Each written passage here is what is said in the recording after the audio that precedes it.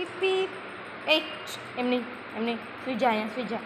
સુઈ જા અહીંયા કર મીત ગાડી હલાવો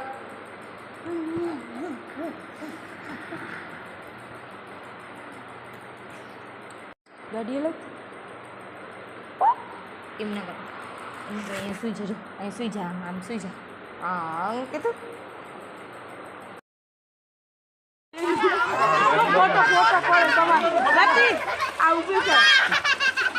એ લ્યો આ છોકરા નીચે આવ લપસી જાય અંદર લપાસું તો કેને કીધું અત્યારે